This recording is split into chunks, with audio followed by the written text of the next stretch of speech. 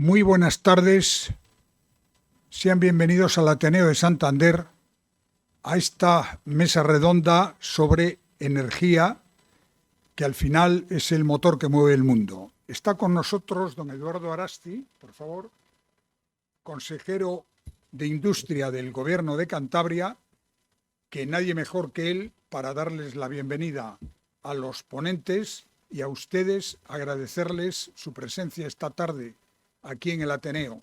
También quiero saludar y agradecer a las personas que siguen esta mesa redonda a través de la transmisión en directo que se hace desde la página web del Ateneo de Santander, que generalmente suele tener, por suerte, muchísimos espectadores a distancia. Don Eduardo. Pues muchas gracias.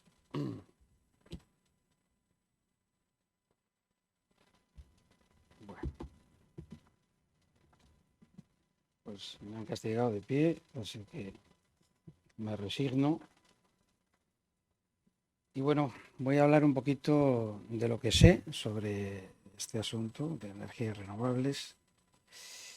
Y quiero hacerlo recordando pues que hace 15 años estuve aquí en el Ateneo para asistir a una charla también sobre este asunto, y me acuerdo que un arquitecto de Cantabria, Eduardo Manzanares, si no recuerdo mal, hablaba en aquel entonces, yo creo que serían, vamos a ver, la legislatura, yo voy ya, calculo por legislatura, sería la legislatura 2007-2011, un año comprendido entre esos años, probablemente sería el año 2008, 2009 quizá.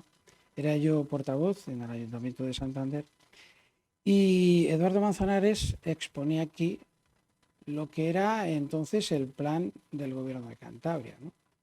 Era un plan energético para instalar en Cantabria 1.500 megavatios de energía eólica. Yo asistí aquí, me puse por acá, después informé al alcalde de Santander, entonces Íñigo de la Serna. Oye, pues mira, ha sido una charla muy interesante, realmente, y bueno, si esto es así, tal como han expuesto, pues esto va a implicar pues una cantidad de energía eólica que sinceramente es que no cabe en Cantabria, ¿no?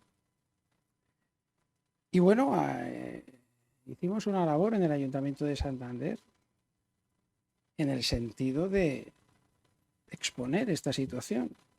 Bueno, este plan es realmente bien, una mala medida. Esto no tiene mucho sentido. Esto no va a tener mucho futuro. Y bueno, se generó un debate. Y finalmente, pues el tiempo pone a la gente en su sitio, ¿no? Desgraciadamente, bueno, no desgraciadamente, sino que en el año 2011, siendo yo consejero de Industria, me encontré con una papeleta importante. Ese concurso eólico que sacó el Gobierno de Cantabria, que contemplaba esos 1.500 megavatios, pues fue anulado por el Tribunal Superior de Justicia de Cantabria. Se pueden imaginar ustedes lo que supone eso, ¿no?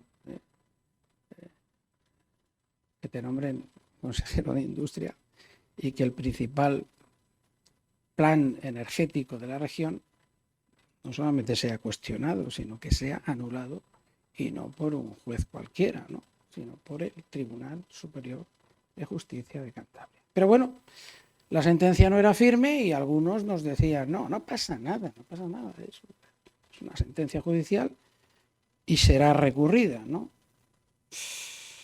Y será recurrida, y efectivamente fue recurrida, y después, unos años después, me parece que fue en el año 2014, pues efectivamente ese fallo fue finalmente corroborado por el Tribunal Supremo. Por lo tanto, pues claro, las cosas que se hacen, tanto las que hacemos a nivel personal como las que hacen los gobiernos, no hay gran diferencia, pues tienen sus consecuencias. Unas veces son buenas y otras veces son malas, pero evidentemente esa medida de intentar instalar en una región como Cantabria 1.500 megavatios de energía eólica, algo que era desproporcionado completamente, al final tuvo como consecuencia que hoy en día hay apenas 34 megavatios, apenas nada, y que se perdieron, yo calculo que 10 años, es decir, una generación entera, porque asociados a esos 1.500 megavatios del concurso eólico había muchísimos proyectos de índole industrial que todos cayeron en cascada. Por lo tanto, como la memoria es frágil, la de todos, porque las personas tenemos una cosa muy buena, que es la capacidad de olvidar, que está muy bien para poder vivir, pero yo creo que es bueno que empecemos por el principio, por el principio. ¿Dónde estábamos hace 15 años y dónde estamos ahora? ¿Qué es lo que hicimos?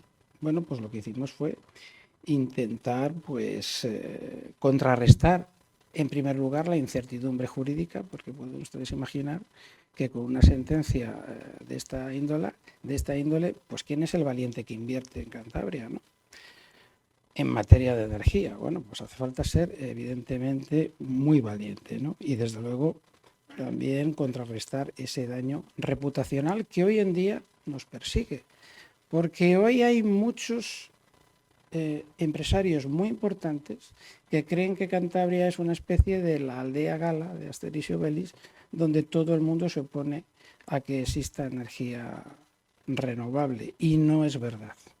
No es verdad. Lo que pasa es que evidentemente las circunstancias y las malas medidas pues han contribuido a que a día de hoy estemos como estamos. ¿Y qué es lo que hicimos en Cantabria en el año 2011, entre 2011 y 2015, para contrarrestar ese daño reputacional y esa incertidumbre jurídica? Aprobamos dos instrumentos. El primero fue una ley de aprovechamiento eólico. Era una ley muy sencilla, porque realmente las cosas que funcionan suelen ser muy sencillas. Y esa ley de aprovechamiento eólica, que actualmente está vigente, y esa es la prueba del algodón, cuando las cosas funcionan, las cosas que funcionan suelen estar vigentes durante mucho tiempo. Hoy esa ley está vigente, y esa ley lo que pedía a las empresas, a los empresarios, eran tan solo dos cosas: es que tuvieran suficiencia económica y suficiencia técnica. Y la otra cosa que hicimos fue también la aprobación del Plan de Sostenibilidad Energética 2014-2020, que paradójicamente todavía está vigente, a pesar de que fuese 2014-2020, porque el Plan 2021-30 todavía está en tramitación y todavía no se ha podido aprobar. Pero la ventaja de este plan 2014-2020 es bueno que esté vigente, porque es muy sensato. Entre otras cosas, esa cifra de 1.500 megavatios la rebajamos a una cifra pues más proporcionada para la región, concretamente 700 megavatios. Una cifra que no ha sido contestada por nadie, que no ha tenido contestación. Yo creo que es una cifra con la que la gente está de acuerdo, y que es la cifra que actualmente no solamente está vigente, sino que en el próximo plan que entre en vigor, espero que dentro de poco, 2021-2030, que llamaremos 2023-2030, ¿no? Pues continúa esa cifra de 700 megavatios. ¿Con eso qué logramos? Pues con eso logramos que a principios de 2015 ya empresas importantes como Iberdrola o EDP Renovables ya empezarán a solicitar parques eólicos. Bueno, para su información, hoy en día les diré que hay en tramitación 7 parques eólicos, 2 estatales y 5 autonómicos. Entre esos 7 se contemplan 300 megavatios, que es el 40% de toda la potencia eólica que contempla tanto el plan vigente actual 2014-2020 como que el próximo 2021-2030. Todos ellos cuentan además con aprobación ambiental y autorización administrativa, y faltan una serie de trámites.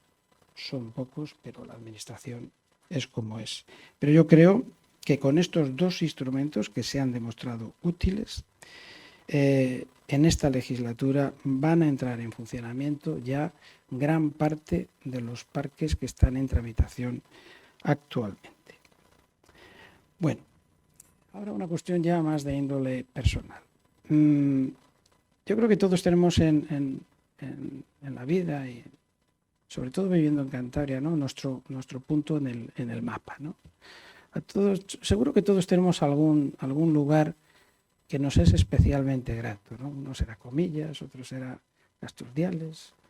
Yo concretamente lo tengo en un punto que me parece precioso, y es la zona del Puntal de Laredo con la ría de la Son.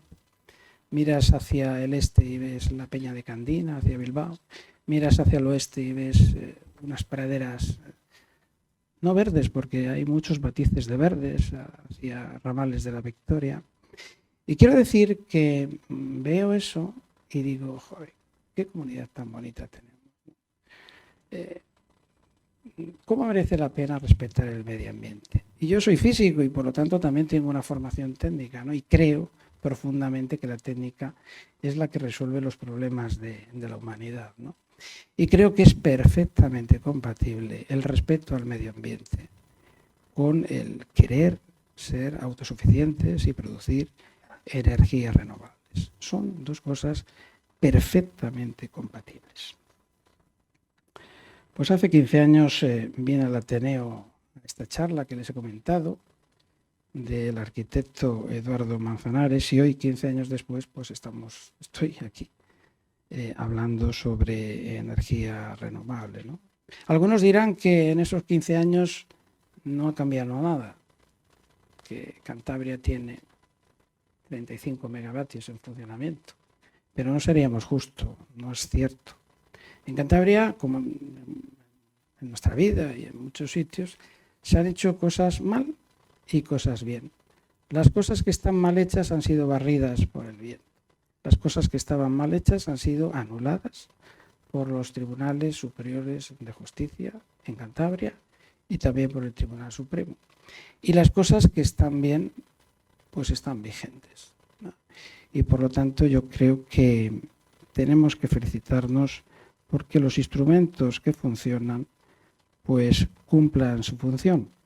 Y para un instrumento que funciona, nada mejor que el Ateneo de Santander, donde hace 15 años se criticaba pues una medida del gobierno que finalmente fue anulada por los tribunales de justicia. Por lo tanto, mi enhorabuena al Ateneo, y desde luego yo creo que vamos a colaborar pues todo lo que me sea posible para que continuéis con esta excelente labor. Muchas gracias.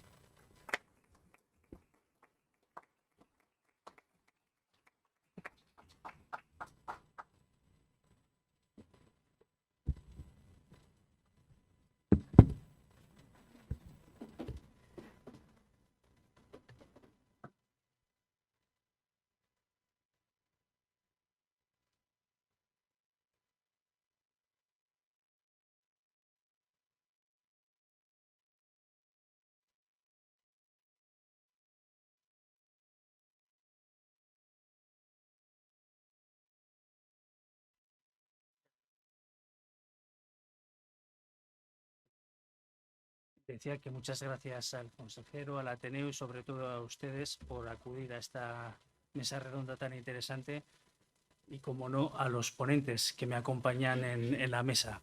Esta mesa ha sido posible gracias, hay que decirlo, a la colaboración, como siempre, del profesor don José Luis Gil, que en esta ocasión no nos puede acompañar porque bueno, pues se encuentra mal y no puede venir, pero bueno, algo transitorio que se recuperará pronto, y desde aquí le mandamos nuestros recuerdos, porque aparte de que es justo, porque lo ha hecho, es amigo de todos los que estamos en esta mesa y de muchos de los que estáis como asistentes. No me voy a alargar más y voy a empezar. Esta mesa se llama Transición Energética, equilibrios entre limitaciones y oportunidades. La transición energética es más que la generación energética, también es el almacenamiento, también es la distribución, es más complicada. Y para ello contamos con un panel de expertos pues de primer orden a nivel nacional y a nivel mundial. Nos acompaña Elis de Juan, es jefe de División de Vivienda y Desarrollo Urbano del Banco Interamericano de Desarrollo, actual consultor del Banco Mundial. Nos acompaña Luis Ángel Fernández, director de Nuevas Tecnologías en Mitsubishi Power. También cuento a mi izquierda con Carlos Rico, profesor de Tecnología del Medio Ambiente, Departamento de Ciencias Técnicas del Agua y del Medio Ambiente. Y por último, como se han dicho los ingleses, last but not least, con Antonio González, director de Estudios y Apoyo Técnico al Foro de la Industria Nuclear Española. Con estos 4 ponentes vamos a articular esta mesa y voy a darles palabra por el mismo orden que les he presentado. Así pues, Elis, tienes tú la palabra. Muchísimas gracias. Un placer estar de nuevo aquí en Santander, donde ya me siento pues muy a gusto y como en casa. Quizás brevemente, para que sepan de dónde vengo, ex director. Ya yo me jubilé, afortunadamente, y ahora estoy con mi propia empresa haciendo asesoría. Mi experiencia, yo dejé mi país de origen, Venezuela, hace 30 años, donde yo fui el director general del Fondo de Inversiones, que es el Fondo Soberano de Venezuela.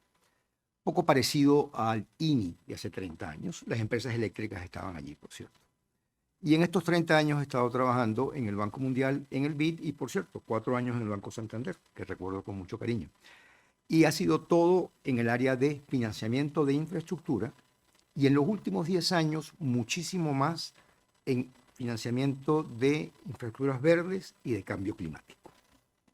Entonces, como tengo muy poco tiempo, yo quiero dejarles fundamentalmente hoy 3 mensajes y luego podemos reflexionar y conversar sobre ello.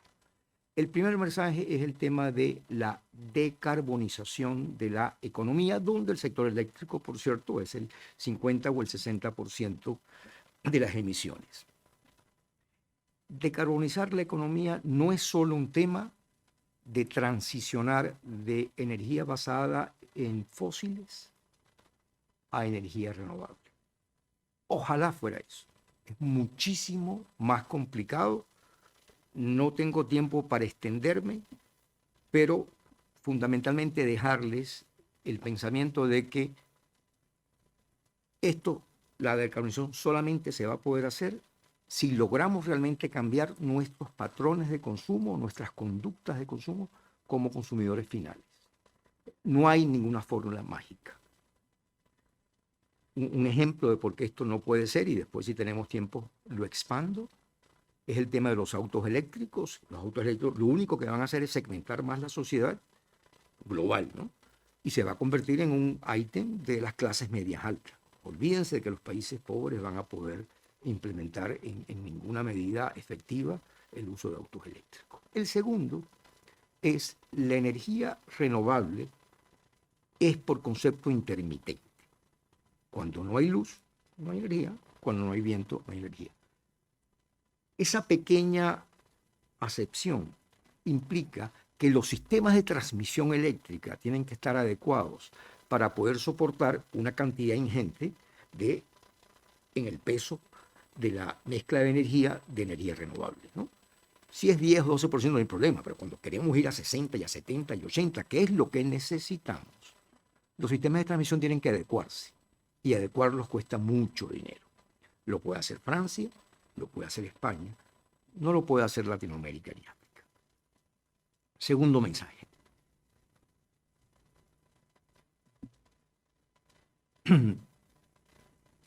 Las realidades financieras de la decarbonización. Los países pobres, no me gusta utilizar esa acepción, pero los países en vías de desarrollo no van a poder pagar esa factura. Eso está clarísimo. Eso también lo tienen claro los países ricos. Curiosamente, los países ricos tienen además un tema de lobby político muy fuerte que hace que ellos mismos, que tienen el dinero para poder decarbonizarse, les sea muy difícil. Y bueno, el ejemplo que tengo más cercano es el ejemplo de Estados Unidos, donde yo vivo hoy día, yo soy ciudadano americano en este momento. Imposible, casi, diría yo, de migrar a una decarbonización sustancial que realmente tenga impacto en el cambio climático. Consciente de ello, los países ricos lo que sí han reconocido es que los pobres tampoco pueden. Entonces lo que han hecho es ponerse de acuerdo en transferir más recursos de los ricos a los pobres para que los pobres lo puedan hacer. El Acuerdo de París del año 2015 ya sentó las bases para una transferencia anual de 100 billones de dólares, que se está cumpliendo, por cierto. Estamos en 90% de ejecución de esas cantidades. Esas cantidades se distribuyen a través del sistema financiero global. Esas cantidades van a aumentar. Van a aumentar sustancialmente porque los países ricos no van a poder cumplir con sus metas de los National Determined Contributions.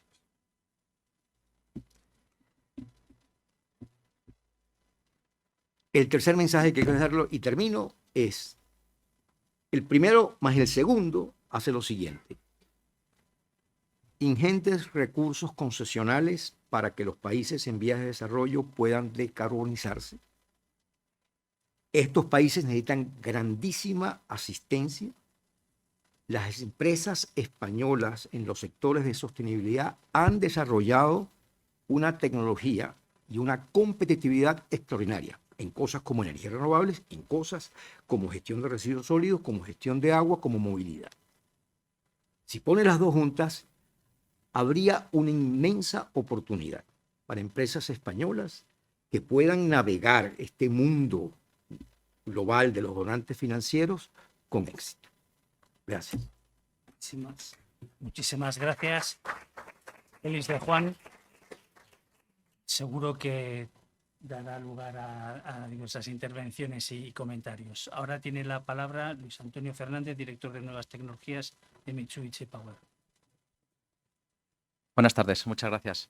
Bueno, lo primero, felicitar al Ateneo por organizar esta sesión, a los organizadores propiamente del evento, al consejero, y escuchar esas buenas noticias, esas buenas palabras que nos comentaba y que nos infunden también ese ánimo para continuar en esta senda, ¿no? Es un tema muy candente, el de las energías renovables o el de la transición energética, que es mucho más, como decía Elis, que energías renovables. Y daría para mucho tiempo, pero voy a intentar concentrar el mensaje que me gustaría darles, ¿no? Más allá de cifras o de datos, vengo a exponerles también mi visión de base a mi experiencia. Soy ingeniero de caminos, estudié aquí en esta escuela, en la de Caminos, en la de Santander. Trabajé durante muchos años en el sector de la construcción, en empresas nacionales e internacionales, y desde ya hace unos años di el salto hacia el sector de la energía, ¿no? Focalizado en el almacenamiento de energía, que, como diré, es una pieza esencial. Teniendo una visión global también, tanto de Cantabria, pero de España y de Europa, donde trabajo en Mitsubishi como director de nuevas tecnologías en el área de transición energética. El título es muy apropiado, como digo, para hablar de limitaciones por un lado y de oportunidades por otro, con lo cual son las dos caras de la moneda en la que siempre nos movemos. Y me gustaría también remarcar algunos mensajes que voy a compartir con Elis, pero de otra manera también marcando algunos de los puntos, ¿no? Hay 3 Ds que son fundamentales: la descarbonización, la descentralización y la digitalización. Son 3 Ds que me gustaría que también sirva como recuerdo.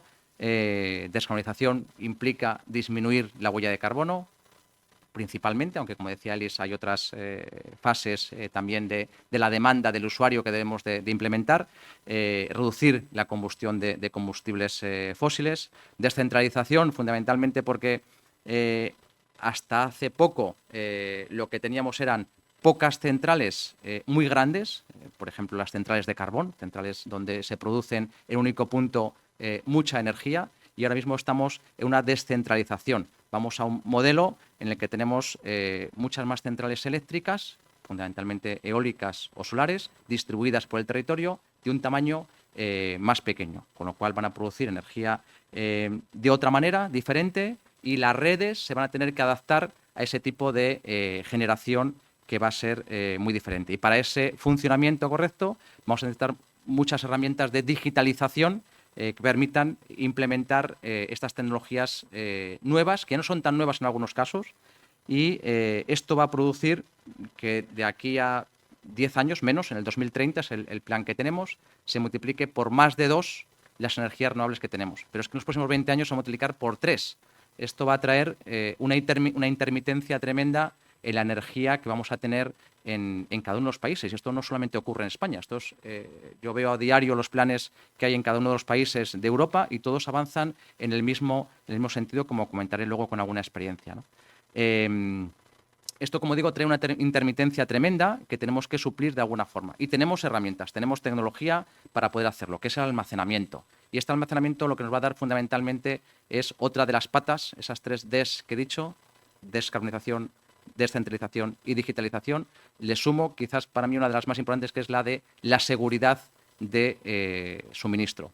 En Mitsubishi trabajamos en equipos que son cada vez más eficientes, intentemos tener el menor consumo de energía en cada uno de los equipos. Luego tenemos tecnologías para reducir las emisiones y tenemos equipamiento también que trabaja con sistemas energéticos que no contaminan. Por ejemplo, que quizás podamos hablar también después en algún momento, del hidrógeno verde, que seguramente hayan ustedes oído hablar mucho y que tiene muchos usos, y que uno de ellos también es para la producción, es un vector energético, que uno de ellos también es para la producción de energía. Pero luego podremos ampliar. Pero quería lanzar esos mensajes y luego aterrizamos un poco en proyectos específicos, si te parece, Martín, del almacenamiento, que quizás sea la parte que yo traía más focalizada. Gracias. Muchas gracias, aprecio mucho la concreción. Siguiendo el orden de la presentación, ahora un buen amigo, Carlos Rico, con el que ya tuve ocasión de compartir hace pocos meses una mesa apasionante sobre el biometano en Cantabria, además en homenaje al profesor Fernández Polanco. Y nada más, que tienes la palabra, Carlos. Gracias, Martín. Bueno, lo primero, quería dar las gracias a los organizadores del evento por haber contado conmigo otra vez. Y bueno, aprovechando que ya han hablado, han hecho un resumen muy bueno en poco tiempo de todas las implicaciones que tiene esta transición energética que se nos viene. Yo quería aprovechar para hablar de biogás y biometano, que es el papel que puede jugar en toda esta transición, y sobre todo también quería, pues, creo que ha sido un poco maltratado por la prensa el biogás en estos últimos meses, al menos en Cantabria, creo que en el resto de España también. Y quería, pues, defenderlo un poco, porque en ocasiones uno cogía el periódico, leía un titular y parecía que venía el demonio a por nosotros, ¿no? Entonces creo que conviene informar un poco de una manera técnica. Lo primero es decir o explicar qué es el biometano. El biometano no es más que gas natural, pero de origen renovable. De hecho, los americanos lo llaman RNG, Renewable Natural Gas. Aquí en Europa lo llamamos biometano. Son básicamente el mismo gas. Quiero decir que comparten la molécula de metano. Tanto el biometano como el gas natural tienen más de un 90% de metano, por lo que ambos gases pueden ser sustituidos uno por el otro. Funcionan exactamente igual. ¿Cuáles son las diferencias? Bueno, pues ya las he dicho. El gas natural es un combustible fósil. Es lo que significa que no hay que producirlo. Ya está generado, solo hay que ir a buscarlo a los pozos, extraerlo y utilizarlo. Eso implica que es bastante más barato que producirlo, como tenemos que hacer con el biogás. Pero bueno, se pueden dar situaciones peculiares, shocks de oferta y demanda, como el año pasado, a cuenta de esa guerra que sigue todavía, y que puede dar lugar a que en momentos determinados el biogás tenga un precio de fabricación inferior al coste del gas natural, pero no es lo normal. ¿Cómo se produce el biometano? Pues se produce a partir de un proceso biológico que se llama, o se conoce como digestión anaerobia, y que utiliza como materia prima materia orgánica biodegradable. Y para no extenderme mucho, podemos decir que hay 2 tipos de esta materia orgánica biodegradable: la residual y la que no es residual, lo que serían cultivos energéticos. Esto le da una segunda vertiente al biogás y al biometano, es que es un método para poder gestionar residuos orgánicos. Y además, salvo que alguien me demuestre lo contrario, es el mejor método que hay para tratar este tipo de residuos, los orgánicos. Cualquiera que haga un análisis de ciclo de vida, un estudio de alternativas con herramientas de diagnóstico y de gestión, verá que la digestión anaerobia siempre sale favorecida frente a otras tecnologías, salvo en alguna circunstancia peculiar. Que se produzca a partir de residuos orgánicos significa que la cantidad que podemos obtener de este gas natural renovable está limitada a esa cantidad de residuos orgánicos que se generan, que por otra parte es inherente a la actividad humana. Vamos a seguir produciendo esos residuos orgánicos. Luego podemos hablar de qué tipos de residuos son. Pero además hay una tercera vertiente de esta tecnología que no quiero dejar pasar por alto, y ya con esto acabo, que es que, y posiblemente sea la más importante, ahora voy a decir por qué, porque cuando nosotros tratamos esos residuos y transformamos la materia orgánica biodegradable en metano, lo que queda, que es prácticamente todo lo que ha entrado a un digestor, tiene unas propiedades agronómicas excelentes. ¿Esto qué significa? Que puede funcionar como un biofertilizante. Y me podrán decir, bueno, ¿y eso qué tiene que ver con la transición energética? Pues bien sencillo. Necesitamos fertilizantes para producir alimentos.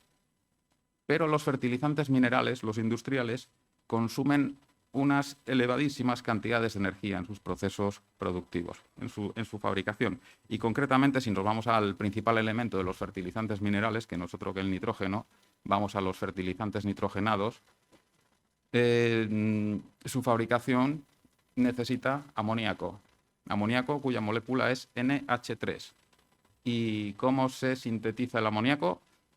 Necesitamos nitrógeno, que lo captamos del aire. Necesitamos mucha energía. Pero también necesitamos hidrógeno. ¿Quién sabe de dónde sale ese hidrógeno para producir el amoníaco? No es el hidrógeno verde, no. Es el hidrógeno del metano del gas natural. Así que ahí tenemos una enorme relación con la transición energética de la que no se habla con el tema del biometano. Solo se ve ese gas, esa energía. Muchísimas gracias, Carlos, y también te agradezco mucho el esfuerzo que has hecho por sintetizar un tema tan complicado. Y ahora tiene la palabra Antonio González, director de Estudios y Apoyo Técnico al Foro de la Industria Nuclear Española. Antonio, muchas gracias. Gracias, Martín. Gracias, Mercedes. Gracias, presidente, por la invitación a participar en esta mesa redonda. Yo creo que un tema candente de actualidad. Y como han dicho los anteriores ponentes, mis compañeros de mesa, pues la verdad que trascendente para los próximos años, ¿no? Bueno, ¿por qué la transición energética?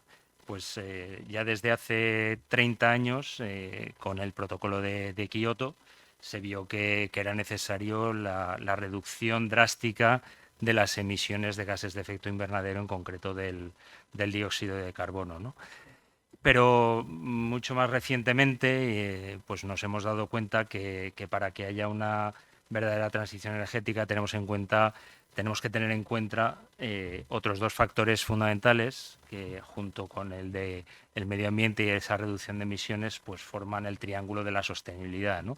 Ese es el origen. Y esos dos factores fundamentales son, uno, la economía, y por otro lado la garantía o la seguridad del suministro. Y estos pues los hemos visto afectadísimos en este último año y medio, desde que en febrero del 2022 a un señor, por llamarle señor, pues se le ocurrió invadir Ucrania, ¿no? Y eso desbarató el orden mundial. Si ya no lo estaba anteriormente con todo el tema del coronavirus y el ir y venir como ocurrió, pues con esa amenaza del corte del suministro de materias primas energéticas a Europa, en concreto del petróleo, pero sobre todo del gas natural a los países de Europa central y occidental, pues nos vimos en la necesidad de afianzar o abordar de una manera más profunda esto de la transición energética, ¿no? ¿Y cuál es el papel que la energía nuclear tiene en este problema que tenemos encima de la mesa y que todos los gobiernos a nivel europeo, pero yo podría decir casi que a nivel mundial, pues están temerosos de cómo poder abordar, ¿no? Y parece que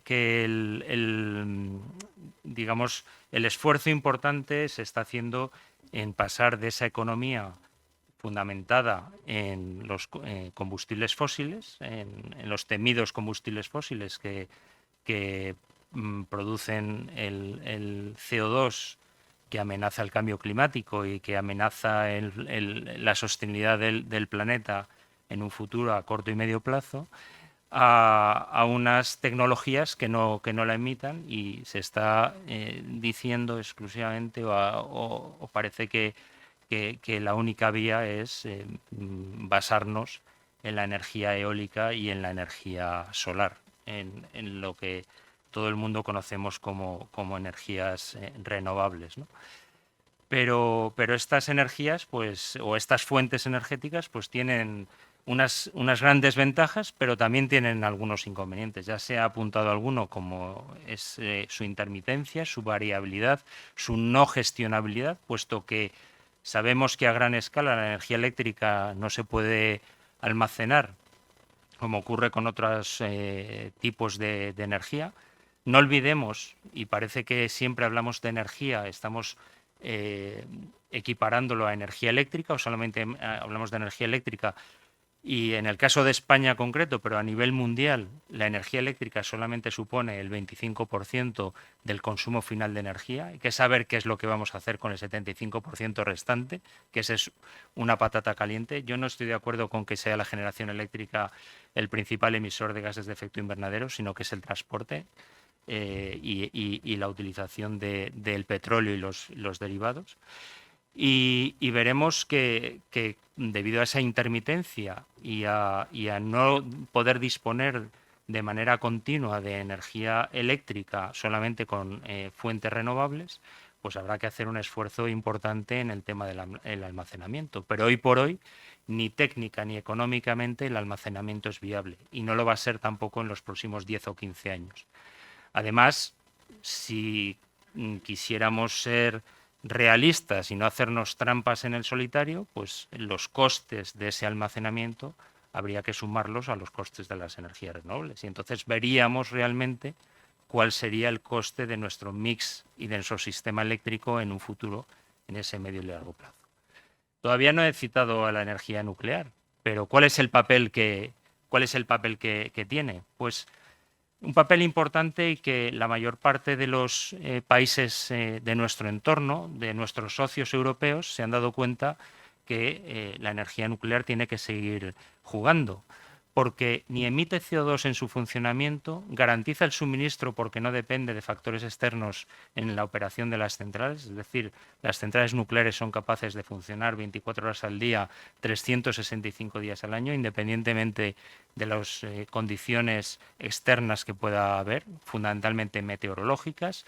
No depende en gran medida de decisiones políticas o geopolíticas o de otro tipo que determinados países o determinados dirigentes puedan tomar en cuanto al suministro de esas materias primas energéticas, como, insisto, hemos visto con la invasión de Ucrania por parte de Rusia.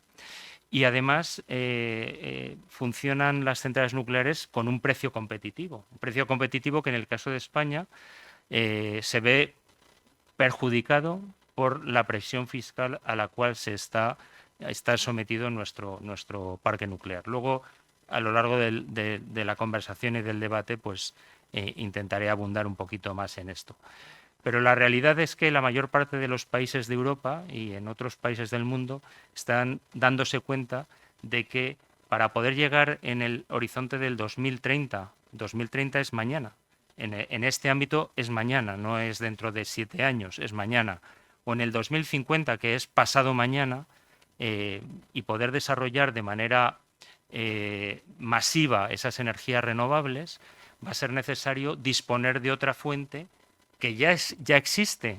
Hay 435 reactores nucleares en el mundo que producen el 10% de la electricidad que consumimos a nivel mundial. En el caso de España, el 21 o el 22%, depende de cada año, y que es madura y que está desarrollada desde hace 60 o más años comercialmente a nivel mundial, y que es la energía nuclear. Y por eso gran parte de esos países de Europa están haciendo una apuesta por bien construir nuevas centrales o bien por operar a más largo plazo las centrales que ya tienen en operación. En Europa hay 110 centrales en números redondos, ¿no?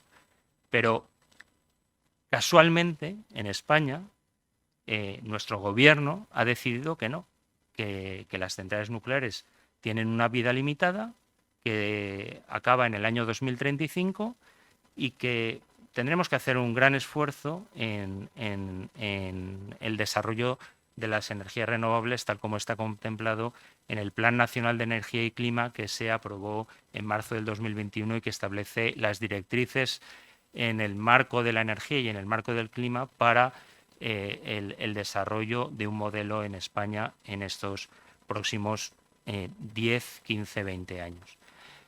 La realidad es como es, la realidad es muy tozuda y eso probablemente no vaya a ser posible que se consiga, entre otras cosas porque es necesario invertir del orden de 300.000 millones de euros, que no es una cifra baladí, pero no solamente por la cuestión económica, como decía el profesor Elis de Juan en su exposición antes, en la financiación de todas estas infraestructuras, sino que técnicamente a lo mejor tampoco es posible el poder hacerlo, sobre todo por la falta de capacidad tecnológica para el almacenamiento en los próximos 15 o 20 años.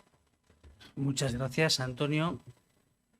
Ahora, si les parece bien, antes de empezar el turno de preguntas, yo tengo unas que voy a formular, una en principio a cada ponente y luego, si quieren, ustedes pueden realizar las preguntas que estimen oportunas y si no, pues yo tengo más, como los principios de Groucho Marx, si no le gustan estos, tengo más. Bueno, pues voy a empezar por quien empezó, por el profesor Elis. Elis, como has comentado antes, el tema financiero es decisivo para este tipo de proyectos. ¿Qué estrategia están siguiendo los organismos financieros internacionales para financiar esta transición? Si es que están siguiendo algo. Bueno, muy sencillo. Acuérdense que la gobernanza de los organismos financieros internacionales está realmente liderada por los países desarrollados. O sea, cuando usted ve la estructura accionaria de cada una de estas instituciones, los países desarrollados son los accionistas mayoritarios. Y ellos inteligentemente están utilizando esto para tener una estrategia que es, vamos a ver cómo transferimos más recursos a los países en vías de desarrollo. Ahora, no es tan sencillo como mandar un cheque, ¿no? O sea, hay que tener la capacidad institucional en los países en vías de desarrollo para poder utilizar ese dinero. Entonces, la estrategia es sencilla. Hay que transferir más para ver si ellos pueden llegar y hacerlo. Y entonces se está tratando de asistencia técnica, todos los aditamentos que van con ello para que se puedan ejecutar estas asistencias, ¿no?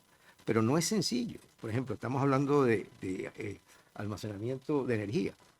Marruecos logró tener capacidad instalada renovable en 40% hoy día. 40%, o sea, increíble. Viento y solar.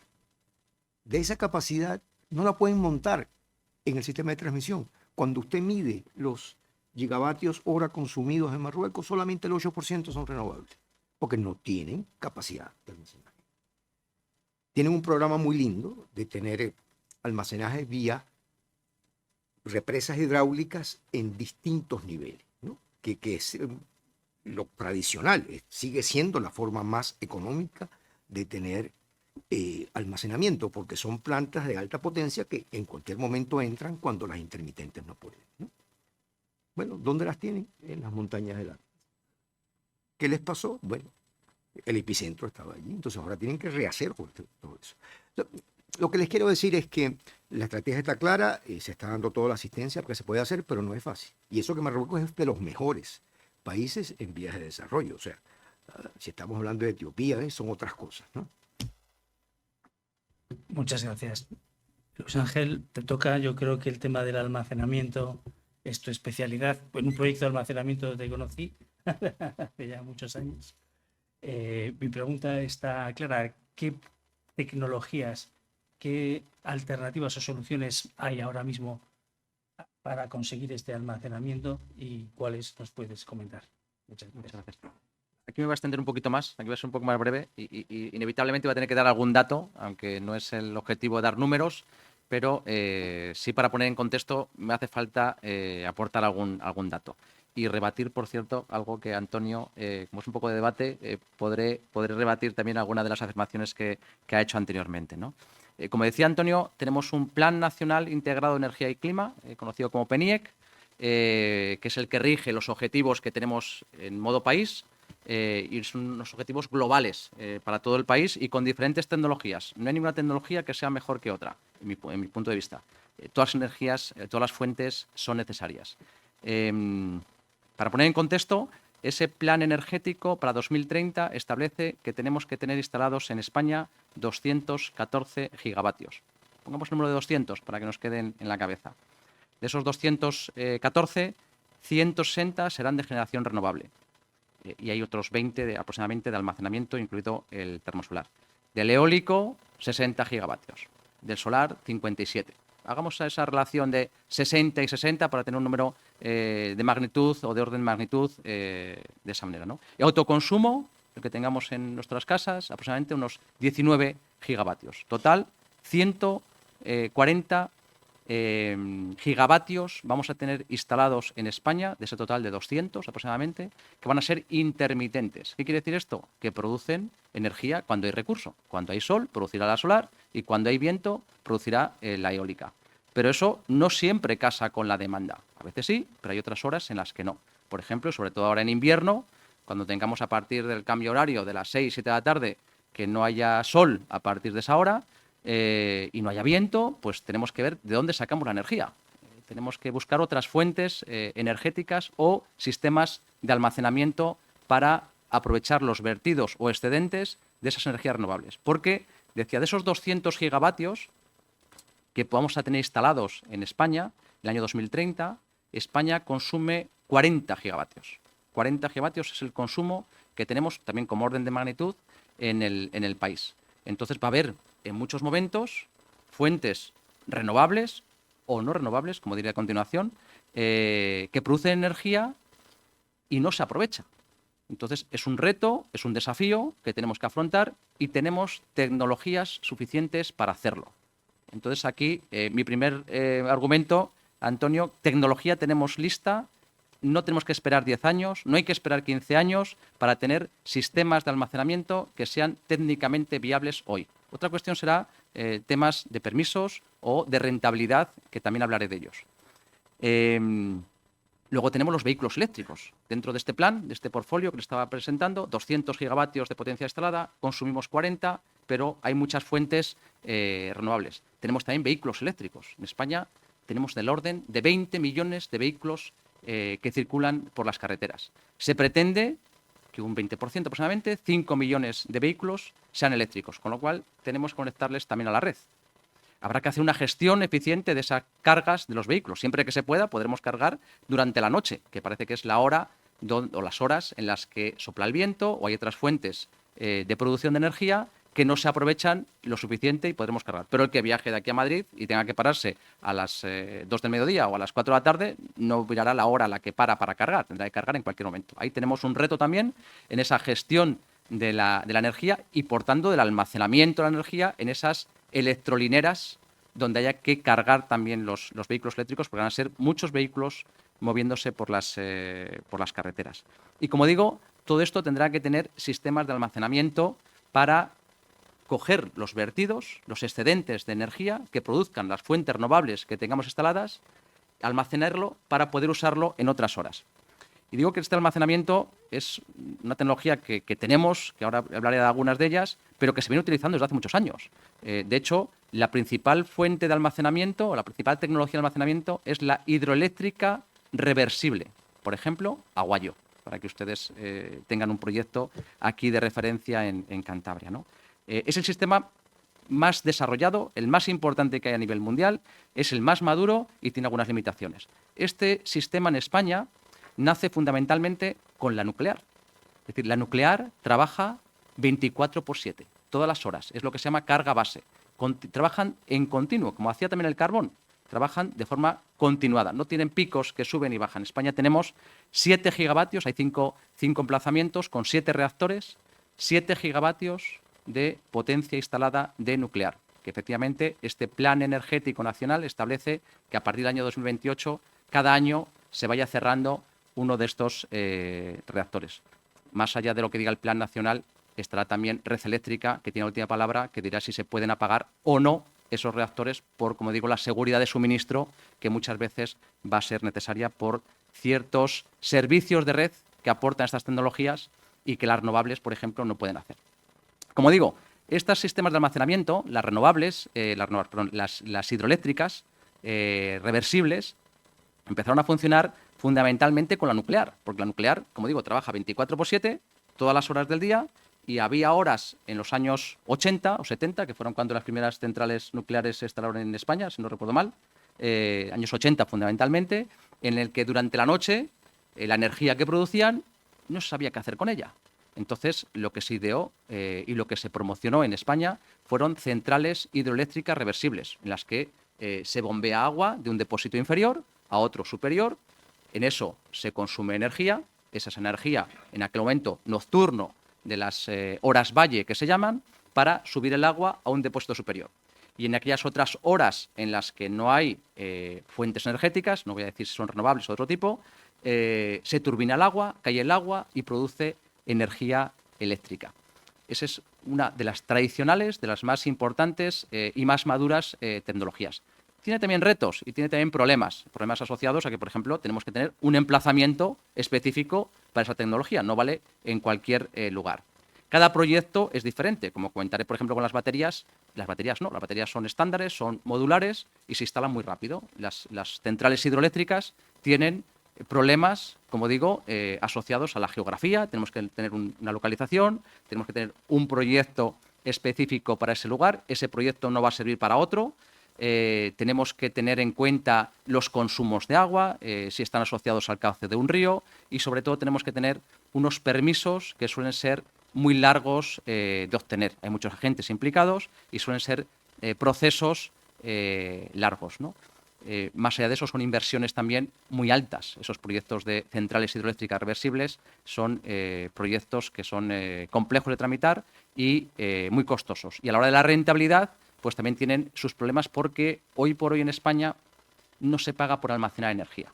No hay un sistema de pagos que parece que está viniendo, pero todavía no ha llegado, para que se pague por almacenar energía. En Reino Unido, por ejemplo, les comentaba antes alguna experiencia que tengo, hay hasta 7 mecanismos por los cuales los sistemas de almacenamiento pueden aplicar o pueden solicitar que se les remunere por los servicios que aporta ese almacenamiento a la red. Obviamente Reino Unido va por delante porque Reino Unido es una isla grande, pero es una isla. Entonces necesitas tener sistemas autosuficientes, aunque también está conectado con el resto de Europa, pero necesitas tener sistemas autosuficientes para poder trabajar, ¿no? Entonces, como decía, la mayor o la más madura de las tecnologías que hay es las centrales hidroeléctricas reversibles. Pero hay más, hay más. Hay también los sistemas que se llaman de aire líquido o de aire comprimido, que tienen un funcionamiento más o menos semejante. Cogen energía para hacer un proceso mecánico durante las horas valle, cuando sobra energía, y almacenan esa energía de diferentes modos, o con el aire comprimido o con el aire en fase líquida para luego producirlo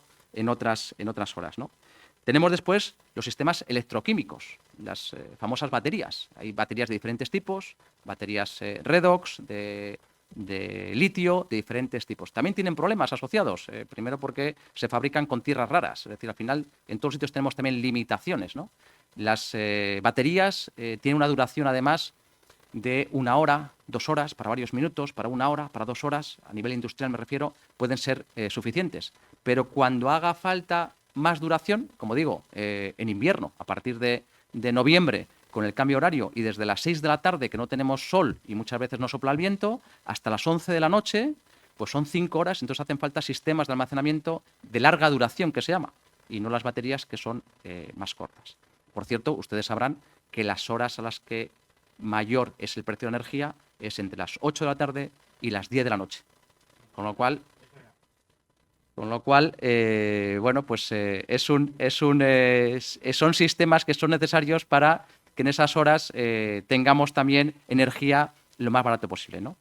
Bueno, y luego tenemos una última tecnología, que es la de el hidrógeno o sistemas químicos, que es en esas horas valle utilizar parques renovables para hacer una electrolisis del agua, obtener oxígeno por un sitio, hidrógeno por otro, y ese hidrógeno lo utilizamos para muchos usos industriales, para refinerías, para el acero, para muchos usos. Y alguno de ellos es para volver a electrificar. Si alguien hace cuentas, hace números, seguramente un economista dirá que esto es ineficiente y no es un sistema que sea viable tampoco el del hidrógeno en la combustión, me refiero en turbinas. Sin embargo, hay países que están apostando por esto, países como Países Bajos, unos países también más adelantados, ¿no? Pues recientemente no, la semana pasada ha publicado una normativa en la que va a impulsar la conversión de turbinas de gas a hidrógeno, es decir, que se vaya reduciendo el consumo de gas y que se haga una mezcla de hidrógeno con gas, incluso que se consuma únicamente el hidrógeno como combustible renovable en estas turbinas de gas, porque además es lo que se llama el picker, que son aquellas unidades que entran en funcionamiento cuando otras no pueden hacerlo, cuando otras o bien por la intermitencia o bien porque el funcionamiento que tienen son más restrictivos y el gas sale a funcionar rápidamente. De hecho, el gas se mantiene en el plan nacional con los gigavatios que tiene actualmente, con 26 y continuar. Y como el moderador me pide tiempo, si puedo después amplío alguna otra nota. Muchas gracias.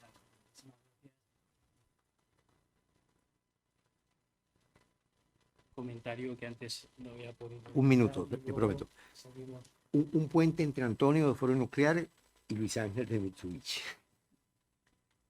Las centrales nucleares, que perfectamente explicó lo que es el tema de capacidad base, pueden inclusive llegar a verse como necesarias para que un país pueda migrar más rápidamente a energías renovables. ¿Por qué? Porque crean la base que es de fácil y rápida respuesta. Esto yo antes no lo podía decir, funcionarios del banco me votaban con seguridad por el tema nuclear. Después, Antonio, hablaremos. El tema nuclear es que ocurre en un contexto de política global súper esquizofrénico. No todo el mundo es Europa.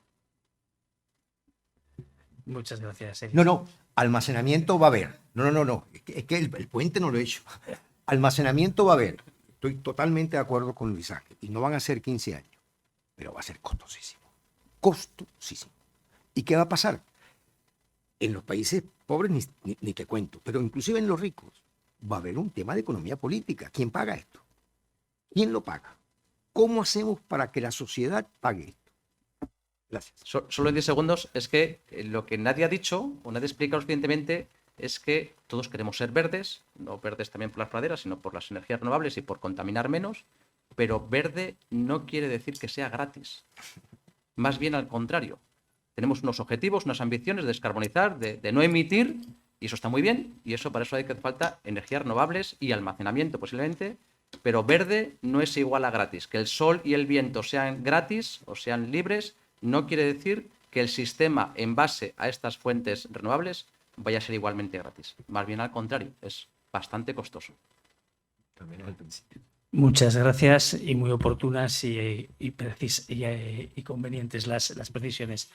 Aquí en Cantabria tenemos cierta polémica por el tema de las plantas de biogás, como no.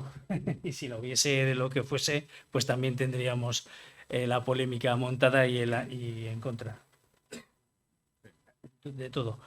Te quería preguntar, ¿qué tipo de residuo es el que se gestiona en estas plantas? Y por otro lado, ¿cuál es el verdadero impacto que tiene para los vecinos? Ya no te digo tanto para eso, sino para los vecinos. Bien.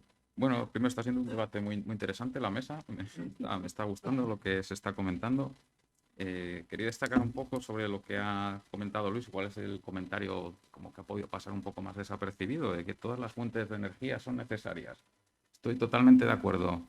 No debemos perder de vista ninguna de ellas. Todas son necesarias. No hay que desechar ninguna y mucho menos por motivos ideológicos. Aquí tienen que primar, al menos bajo mi punto de vista, los criterios técnicos. Aquí ingenieros, técnicos, científicos creo que son los que deberían tomar este tipo de decisiones en materia energética, porque es algo trascendental y, como ha comentado Luis también, alguien va a tener que pagar todo esto antes o después y yo me puedo imaginar quiénes van a ser los que vamos a pagarlo. Entonces, sobre qué residuos, qué materia prima tenemos para producir el biogás. Bueno, y por otra parte, un matiz sobre lo que ha comentado Luis también, de que no hay energía renovable que sea almacenable. Claro, es que tenemos aquí en España la costumbre de pensar que la energía renovable es solo la eólica y la fotovoltaica, ¿no? Hay más fuentes, pero el biogás es una fuente de energía renovable y se puede almacenar. Puede verter electricidad 24 horas al día o inyectar gas natural 24 horas al día a la red. Lo que pasa es que, bueno, también la producción de energía que tiene está limitada, por lo que estaba comentando antes de la producción de residuos. ¿Qué residuos nos sirven? Pues todo lo que sea orgánico y biodegradable. Es decir, el abanico es muy grande, es muy generoso. Principalmente podemos pensar en los residuos, restos de alimentos que generamos en el hogar, que es una cantidad bastante importante. Tenemos los residuos de supermercado, todos los residuos que genera la industria alimentaria. Luego nos vamos al sector primario, agricultura, ganadería, y hay otra serie de industrias que también generan residuos de tipo orgánico y que son biodegradables. Y como esa cantidad digamos, la cantidad de energía que se puede obtener por esa vía está limitada a la generación de residuos, no podemos intentar generar más residuos, sería absurdo, eso sería totalmente contraproducente. Lo que sí se puede hacer es, aunque esto ya puede ser un poco más polémico, yo no digo que esté a favor ni en contra, solo digo que existe la posibilidad de recurrir a cultivos energéticos, es decir, cultivar cereales u oleaginosas para producir más biogás. Esto lo han hecho los alemanes. Alemania es la principal potencia mundial en producción de biogás y biometano agroindustrial y el 75% del metano que generan ellos se debe a cultivo energético. O sea, eso lo dejo un poco como dato. Otra cosa ya sería entrar si es conveniente o no hacerlo, pero se podría ir un poco más. Y si nos tratamos de ver un poco cuánta energía se podría obtener a partir del biogás, si nos vamos, por ejemplo, vamos a empezar por España. España tiene un potencial bastante elevado, principalmente porque digamos que el biogás apenas se ha expandido en España por diferentes motivos, pero mientras en el resto de Europa el biogás ha triunfado desde hace mucho tiempo, está totalmente desarrollado, pues la ventaja que tenemos es que tenemos todo el camino por recorrer. Hay un informe que es de Sedigas, la Asociación Española del Gas, y más o menos venía a decir, a mí me parece un tanto exagerado las cifras que daban, que se podía llegar hasta prácticamente el 50% del consumo de gas natural de España. Es decir, que se podría obtener con biometano ese 50%. Es decir, reducir nuestra dependencia del gas natural que viene de fuera un 50%. A mí me parece un tanto exagerado. Digamos que es el tope, el máximo, montando un zafarrancho de combate para biometanizar todo lo que se mueva. Yo creo que si nos ponemos como objetivo un 10%, de aquí a, no sé, 2035, 2040, pues estaría bastante bien. Y en cuanto a Cantabria, pues hace unos meses salió un artículo en prensa precisamente sobre este informe de biogás, de Sedigas, que decía que Cantabria o que los residuos ganaderos permitirían a Cantabria tener 21 plantas de biometano, que lo tengo aquí impreso. No estaba muy bien interpretado por quien hizo el texto, porque entre otras cosas había más o menos el 30% correspondía con plantas de gasificación de residuos forestales. Entonces ya tenemos que quitar un porcentaje importante, pero el resto sí que podía ser, eso sí, como cantidad tope máxima, incluyendo residuos ganaderos que tenemos, residuos de la industria alimentaria, algún cultivo energético, muy poco, eso sí, los residuos y luego lo que es la fracción orgánica de los residuos municipales. Y más o menos esto podría ser aproximadamente el 28% de la demanda de gas natural de la región. Quitemos esa parte correspondiente a la gasificación de residuos forestales. Yo también creo que si consiguiéramos un 10% de gas natural renovable en Cantabria, y creo que se puede hacer, eso sí, de aquí a mañana no, de aquí pues ya se vería cuánto tiempo podría ser, veríamos que tenemos un ese podría ser el potencial que tenemos aquí en Cantabria y también a nivel de España. Pero bueno, con las otras implicaciones que tiene, lo que he comentado de que estamos gestionando residuos y de que puede tener una repercusión si podemos reducir también la cantidad de fertilizantes que se producen, con todos los problemas de contaminación asociada que tienen esos procesos productivos. Pues muchas gracias, Carlos. Ahora, Antonio, con independencia de que puedas hacer los apuntes o las precisiones que quieras a lo que antes comentó Luis Ángel, sí te quería preguntar qué opinión tienes o cómo ves esto que está sucediendo ahora de las pequeñas, los mini reactores nucleares, como alternativa que además supone una descentralización. ¿Y qué nos puedes decir de esta, no sé si tendencia o futuro, pero bueno, antes siempre se pensaba en una central nuclear, una única instalación enorme y súper defendida y tal, y ahora parece ser que está variando en algunos temas? Pues gracias, Martín, por el tema que nos propones, porque la verdad es que es el futuro, es el futuro. Los denominados en inglés SMRs, Small Modular Reactors, reactores modulares pequeños, que a diferencia de las centrales nucleares que hemos tenido, que tenemos, que se han desarrollado desde finales de los años 50 hasta nuestros días, y aunque siguen construyéndose de ese tipo de centrales grandes, de alrededor de 1000 o incluso más megavatios de potencia eléctrica instalada, pues el futuro pasa por reactores modulares mucho más pequeños, de potencias entre 150 y 300 megavatios, que sean mucho más fácilmente instalables en cualquier sistema eléctrico, no solamente en los que ya están muy desarrollados como en los países occidentales, sino que en otros países, incluso en vías de desarrollo, donde las necesidades son menores, porque el desarrollo de una infraestructura, de un sistema eléctrico, es también muy complicado, no solamente las instalaciones de generación eléctrica, sino que después es necesario transportar y transmitir esa electricidad que se produce, y esos sistemas a veces son mucho más pequeños y pueden ser más frágiles para poder poner unidades de generación de gran potencia, ¿no?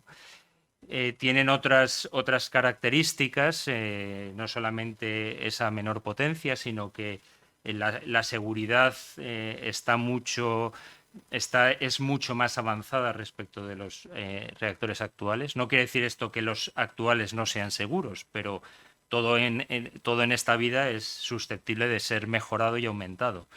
Aparte, pueden tener otras aplicaciones, no solamente para la generación de electricidad, sino para la desalación del agua del mar, por ejemplo, o para incluso la producción de hidrógeno, que aquí se ha mencionado. Yo particularmente la verdad es que el tema del hidrógeno no lo veo. No veo que el futuro energético a nivel mundial vaya a pasar por el hidrógeno, entre otras cosas porque es caro de producir.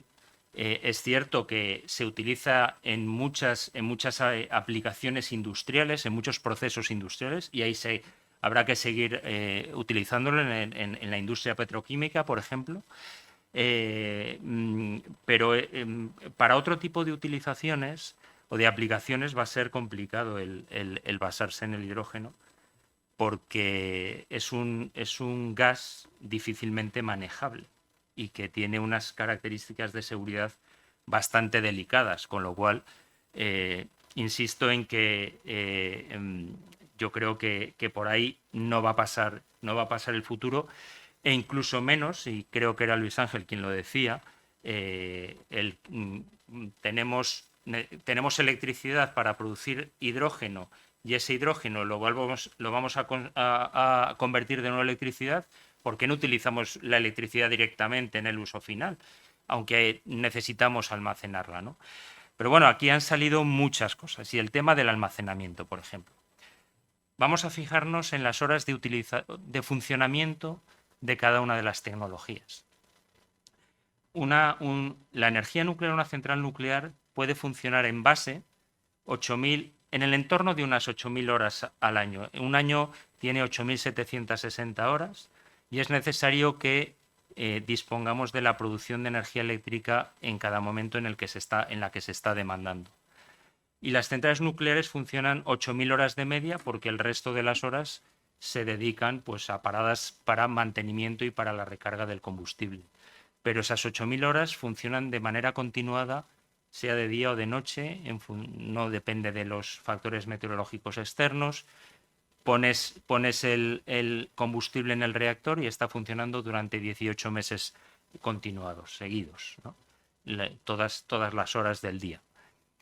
Sin embargo, por ejemplo, la energía solar fotovoltaica en España funciona de media unas 1.600 horas, porque claro, el sol pues tiene el capricho de que se pone y sale sistemáticamente cada día y tenemos un aprovechamiento efectivo de unas entre 6 y 8 horas diarias y quizá eso sería en horas de primavera-verano, pero en el invierno, y hay muchas zonas de España en donde hay muchos días en los que no brilla el sol y por tanto las instalaciones fotovoltaicas no pueden funcionar. Como digo, pues vienen a funcionar unas 1.600 horas de media. Las centrales eólicas en el entorno de 2.200 o 2.400 euros. Lo fotovoltaico es mucho más difícil de comprobar, pero fíjense cuando viajen por carretera, como hay muchas veces que los aerogeneradores se mueven, pero hay muchas veces que los aerogeneradores están parados, luego no están produciendo energía eléctrica. Pero si comparamos esas 8.000 horas de las centrales nucleares con las 1.600 horas de la fotovoltaica, estamos diciendo que es 5 veces más el número de horas que funciona la energía nuclear que la energía fotovoltaica. Es decir, que si quisiéramos producir la misma cantidad de energía eléctrica, ya no me refiero de manera repartida a lo largo del día o a lo largo del año, puntualmente tú necesitas disponer de 5 veces más la potencia fotovoltaica que la energía nuclear. Vamos a poner el caso, por ejemplo, de la central nuclear de Almaraz, que tiene 2.000 megavatios. Pues para producir la misma cantidad de electricidad necesitarías disponer de unos 10.000 megavatios de potencia instalada fotovoltaica, pero que solamente producirían ahí muchísimo durante 6 u 8 horas. ¿Y qué pasa con las 16 horas restantes del día? Tendremos que almacenarlo. Y es cierto que yo decía antes que no hay la tecnología. Es cierto que tenemos tecnología desde hace muchos años con las centrales hidroeléctricas, que después se convirtieron algunas de ellas en reversibles, como ha explicado su funcionamiento técnico Luis Ángel, pero tenemos 5.000 megavatios de esos instalados en España. Y el Plan Nacional de Energía y Clima dice que tenemos que tener 20.000 megavatios instalados. ¿Hay algún megavatio instalado con baterías en España en este momento que esté en funcionamiento? Yo no conozco ninguno. Habrá proyectos experimentales de muy pequeña escala, pero no olvidemos que España tiene una punta de demanda de 40.000 megavatios. Cuando no haya producción eólica o fotovoltaica, por ejemplo, por las noches, ¿cómo vamos a abastecer esos 40.000 megavatios? Será muy difícil. Y es a lo que yo me refería anteriormente, que será necesario el hacer un desarrollo tecnológico en el tiempo muy importante y una inversión gigantesca para poder abordar una cantidad suficiente de megavatios de almacenamiento que puedan cubrir esas necesidades y no verter durante el día, en esas 8 horas que se producen 10.000 megavatios hora o 160.000 megavatios hora, porque están en funcionamiento esas plantas fotovoltaicas, que no se pueden consumir en ese momento y que tendremos que almacenarlos en algún sitio. Y ese es el reto tecnológico que viene en un futuro. Pero no solamente es un reto tecnológico. Antes se decía, me van a pagar por almacenar energía. Oiga, sí, pero cuando usted luego la saque al sistema eléctrico, alguien se la tendrá que pagar. ¿Y a qué precio? ¿Y a qué precio? ¿Va a ser un actor más que irá en un mercado y tendrá que competir con el resto de las tecnologías? ¿O será que habrá que hibridar el almacenamiento con la generación renovable y sea un precio único el que haya que pagar? Porque una cosa está ligada a la otra. ¿Quién lo va a pagar? Antes se decía, ¿y quién paga todo esto? ¿Quién paga esta fiesta? Porque sí, es verdad, todo el mundo quiere ser renovable, todo el mundo quiere ser verde, todo el mundo, pero cuando nos toca en el bolsillo, a ojo no. Oiga, lo hemos visto no hace muchos meses. Precios de la energía eléctrica de 300 euros el megavatio hora en la factura del consumidor final. ¿Y quién paga eso? ¿Quién lo paga? Ese es el problema. Pero ya no solamente lo pagan lo pagan las familias, lo paga la industria. ¿Nuestra industria deja de ser competitiva? Esas son las preguntas que hay que hacerse. Por eso hay muchos países que dicen, oiga, ¿y por qué no seguimos utilizando la energía nuclear? ¿Por qué no desarrollamos esos small modular reactors que decía Martín hace un momento? ¿Por qué no? Pero claro, si solamente se toman las decisiones en un tema capital como es la energía, que lo hemos visto, es fundamental para todo es fundamental la energía y la energía eléctrica más. ¿Están ustedes dispuestos a renunciar a subir en el ascensor en casa? ¿O a cargar el móvil? ¿O a ver la tele? ¿O a no poner la lavadora? ¿O a no coger el metro por las mañanas para ir al trabajo? No, ¿verdad? Ninguno estamos dispuestos a renunciar a todo eso. Y ese es el problema. Ese es el problema. Ese es el problema que hay. Pero sin embargo, hay políticos, hay personas, porque los políticos son personas también, pero hay políticos que lo que hacen es solamente, y perdón por la expresión, dedicarse al postureo. Al postureo, nada más. Qué verdes somos, qué bonitos somos, qué bien lo hacemos, todo renovable. Sí, sí, estupendo. ¿Quién lo paga? Y ese es el problema. Si la transición energética, por supuesto que hay que hacerla. Por supuesto que hay que hacerla. E incluso los países árabes, los que tienen el petróleo y el gas, básicamente, o incluso Rusia tiene 37 centrales nucleares y sigue construyéndolas.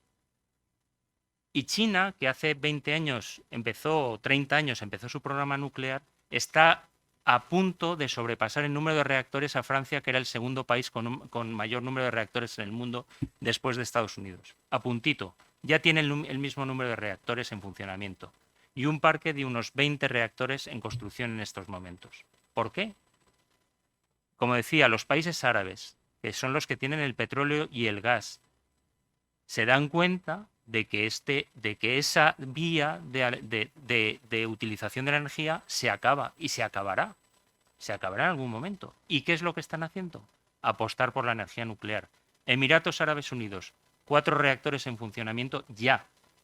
Arabia Saudí está contratando reactores con Estados Unidos, con China, con Corea del Sur, para incorporar también la energía nuclear en su mix de generación. Pero sin embargo aquí en España, como decía, los políticos, que también son personas, a lo único que se dedican es al postureo. Porque esa transición energética que hemos dicho que vamos a hacer en 10 años cuesta mucho dinero.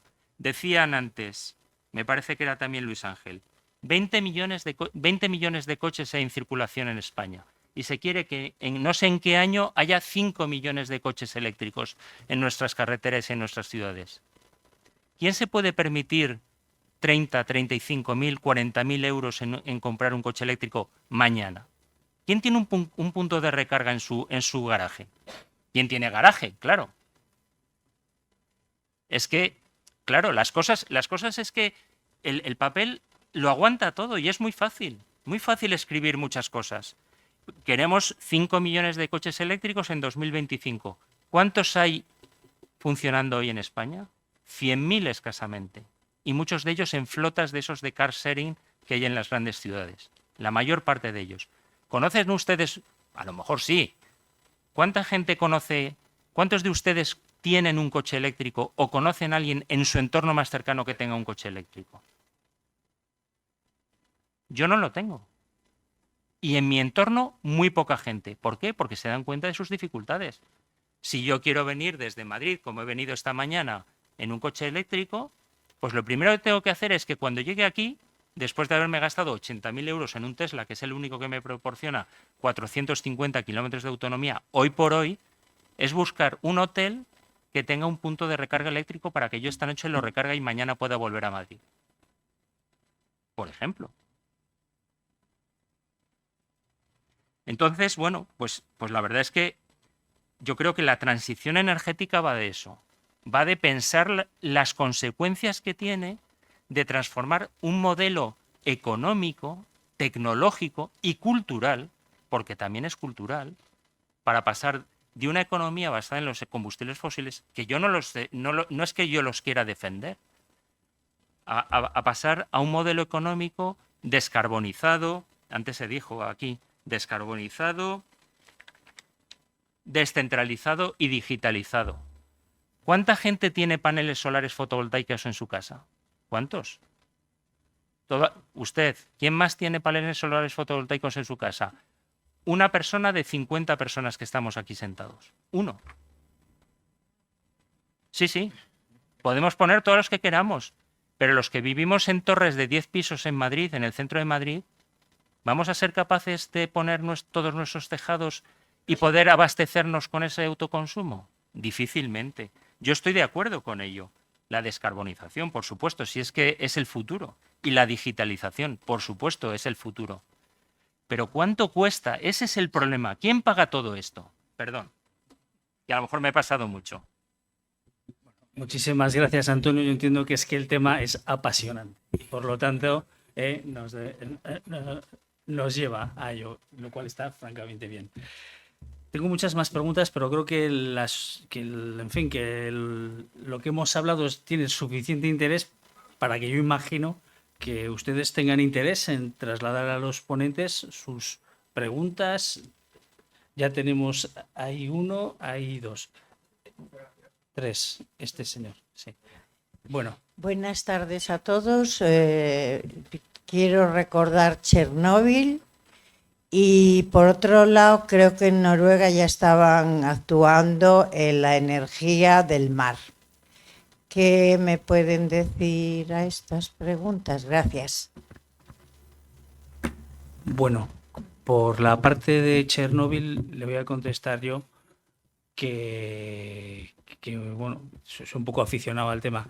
En Chernóbil, por la explosión directa, murieron 38 personas, por lo que fue el accidente. Luego, la catastrófica gestión que se llevó, las circunstancias que dieron lugar a todo el...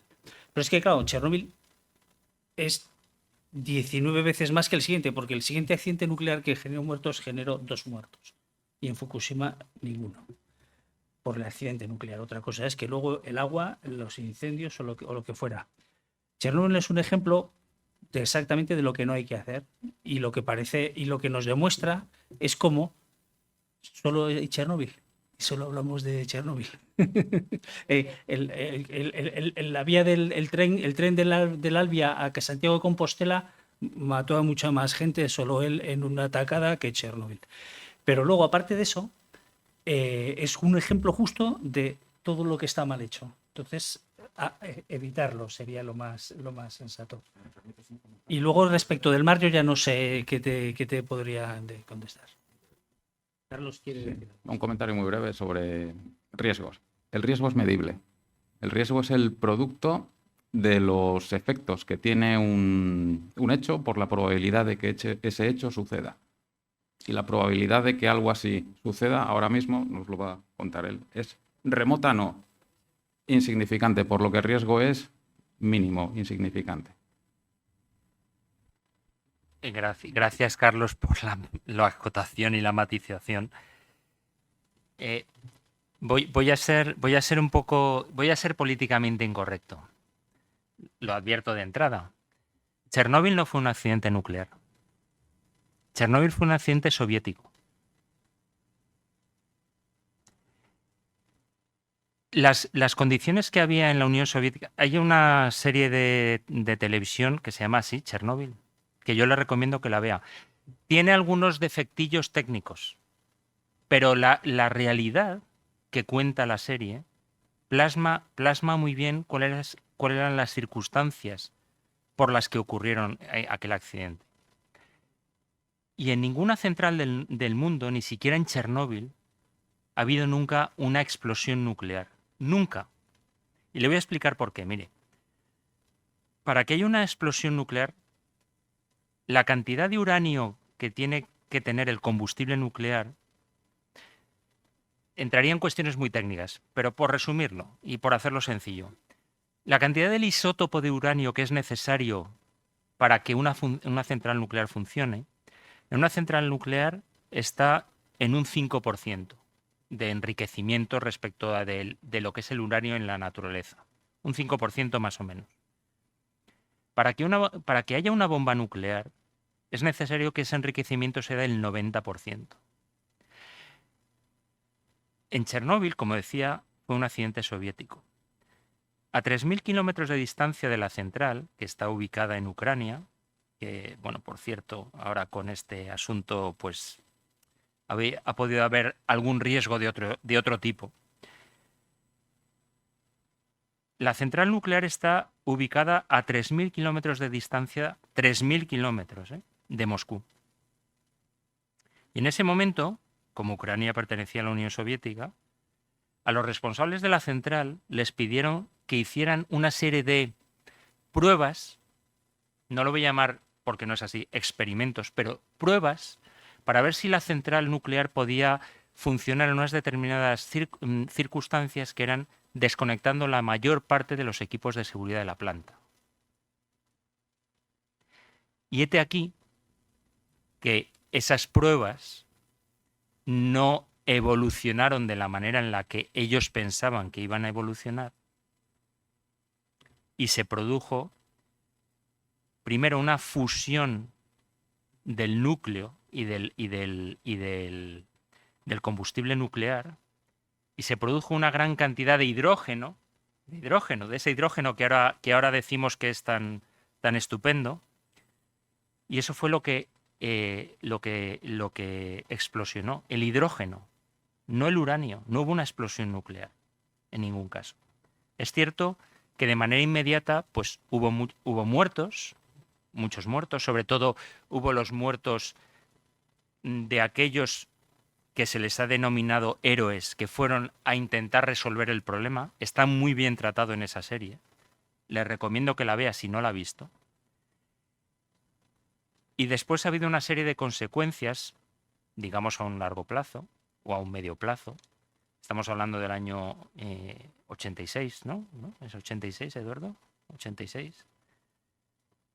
Y que todavía permanecen. Hay una zona de exclusión muy grande, no puedes entrar allí si no es con un dosímetro, está restringida el acceso, etcétera, etcétera, etcétera. Es cierto, esas cosas son ciertas.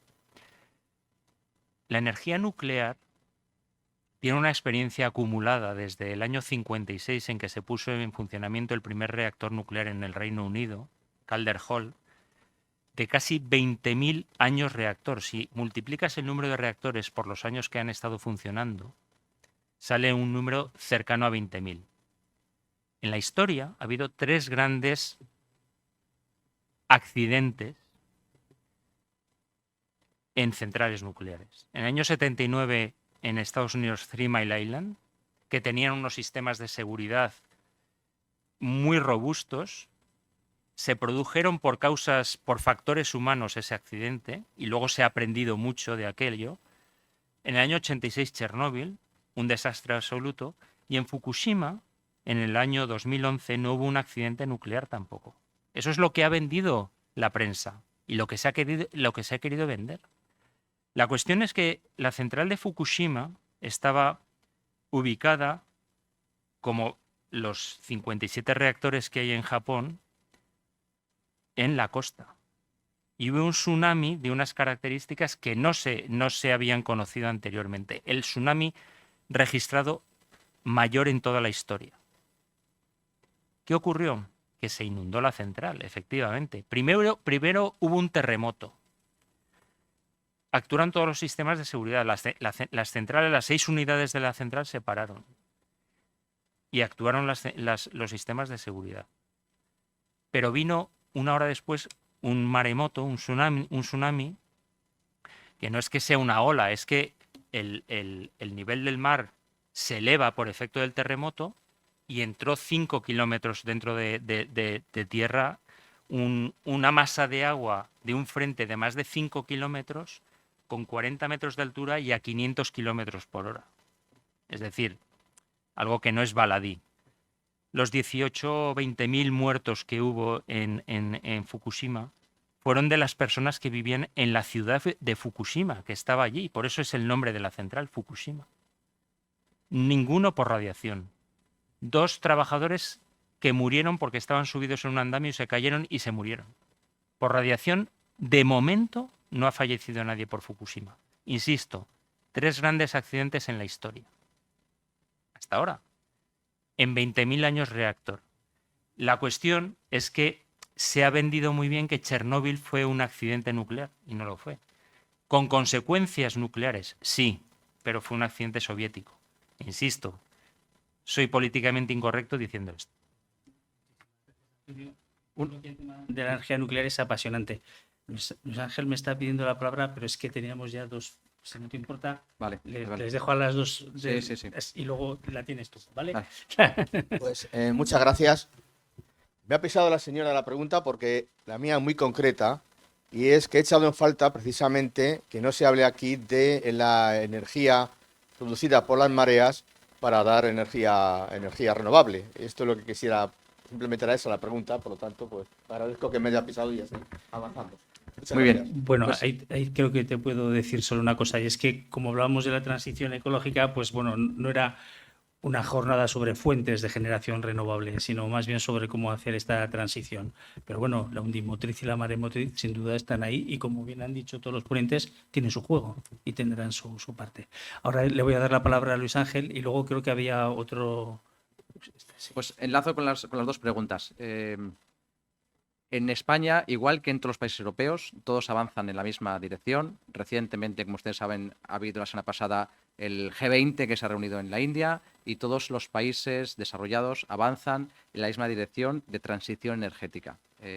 Y en esa transición energética hay un mix energético en el que entran todas las tecnologías, todas las fuentes de generación y todas son buenas. Yo no digo que sean ni unas mejores ni otras peores. Hay tecnología para poder hacerlo y es posible hacer esa transición energética. Respecto al nuclear, yo diré, en mi opinión, mi modesta opinión, es totalmente segura. Se puede utilizar en cualquier sitio, pero es verdad que los políticos deciden una línea ideológica en algunos casos sobre el sistema de fuentes de generación. Y en España, por lo que sea, no es así. Pero a los políticos les elegimos los votantes, que somos ciudadanos. Y somos los que sabemos también qué plan tiene cada uno, porque esto se viene anunciando desde hace mucho tiempo. También es cierto que esto que decimos de los reactores pequeños, que por ejemplo Francia están utilizando, están instalando en muchos lugares de Francia, y que es una buena solución para ese país, porque ha apostado por esa tecnología. Si venimos aquí en esta sala, como decimos, de 50, 60 personas, decimos en Cantabria vamos a poner un mini reactor. ¿Cuántos dirían que sí? ¿Dónde le ponemos? ¿En Loznayo? ¿En Cabezón de la Sal? ¿En Reynosa? ¿Dónde le ponemos? Entonces, quiero decir que hay unos políticos a los que les votamos unos ciudadanos y que también tenemos unas ideologías que a veces pensamos de una manera en el papel y otras veces en la sociedad, ¿no? Y en cuanto al precio alto, por también transmitir un mensaje positivo, un mensaje de que, como decía antes, es que el precio que ustedes han estado pagando durante este tiempo ha sido muy alto, hay que ponerlo en contexto. Ese precio que ustedes han estado pagando muy alto se lo está pagando a la eólica, a la solar, al gas y a la nuclear también.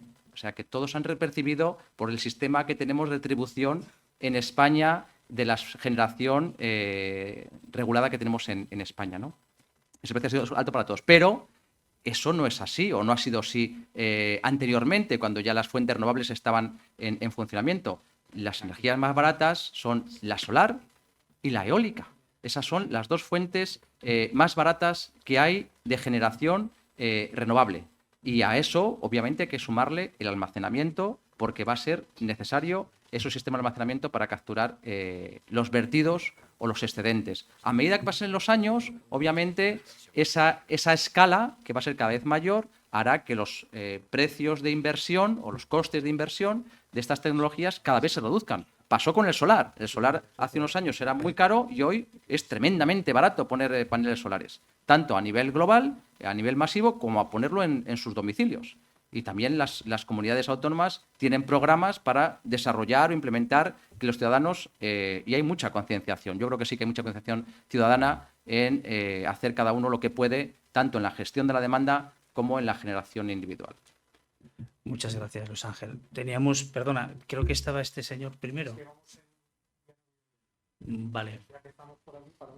Vale, si está Muy usted breve, ahí muy y es más cómodo, perfecto, pero no me gustaría que se quedase No. sin formular su pregunta, que Brevísimo. lleva un buen rato. Brevísimo, y Sí. es la pregunta al señor que se marchó. Yo sí estuve aquí hace 15 años y recuerdo que una de las cosas que no nos gustaba nada, porque Eduardo estaba representando un gran grupo, no salió por libre.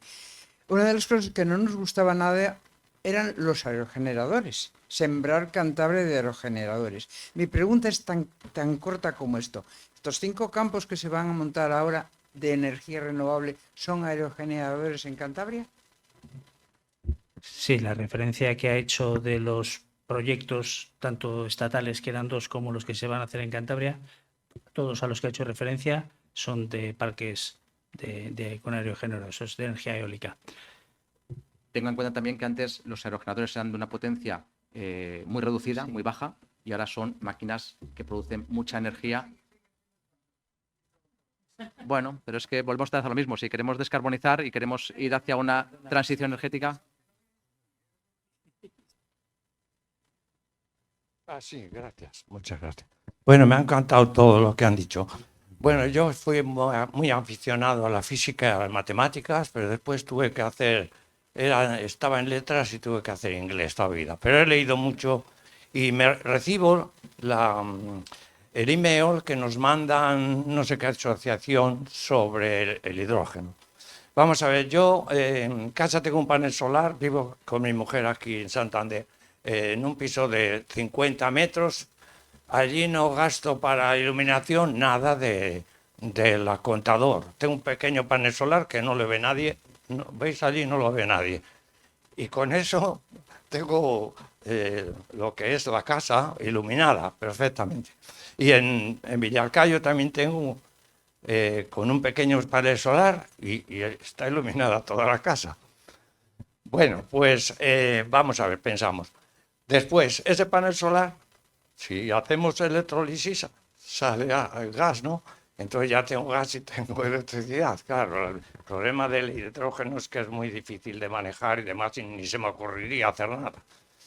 Pero vamos a ver, una empresa, por ejemplo, que necesita electricidad, pone un panel solar y si en mi casa sale un chorrito de hidrógeno y el oxígeno, que también se podrá aprovechar, con un panel solar sale un chorro de hidrógeno enorme. Claro, pero es que hay que almacenarlo. Pero sale un chorro de enorme y no hay que ir a Argelia a por gas. O sea, tiene que salir un chorro enorme. Entonces, eso se pone en esos, he visto por ahí, esos toneles enormes con H2 pone, no sé qué poner. O sea, se puede almacenar, allí tienes gas, tienes electricidad, no sé, podría ser, habría para crear equipos pequeños, porque claro, al principio pensaron en que iban a hacer una gran central aquí en España, la más grande de Europa, que creo que querían hacerla en Asturias y demás, bueno, pero después ya han cogido y han elegido muchísimos sitios y algunos ya llevan 2 años funcionando. Sí. O sea, muchísimos centros para que el hidrógeno se produzca en muchos centros. Y no se puede producir en una fábrica para ellos solos, o en una comunidad autónoma para ellos solos, o en una ciudad para ellos solos, yo no sé. Perdona. Será cuestión de... Muchísimas gracias por la pregunta y su inquietud sobre el hidrógeno. las soluciones, pues yo creo que aquí no estamos. Nos quedan aproximadamente 15 minutos. Yo creo que hay bastantes temas, todos los ponentes quieren decir algo y entonces les voy a dar el turno de palabra en orden inverso al que hemos empezado, ¿vale? Entonces, Antonio, te voy a dar la palabra, luego se la voy a dar a Carlos, luego Luis Ángel y luego que cierre Elis. Gracias, Martín. Muchas gracias. Y gracias a todos por las preguntas planteadas y por la atención. Y que son las 9 de la noche y estamos aquí todavía escuchando a 4. Bueno, Luis Ángel, quiero hacer una matización con el tema del precio de la energía eléctrica de origen nuclear. Una cosa es el precio del mercado mayorista y lo que después se transforma en el precio final que pagamos todos los consumidores en nuestra factura.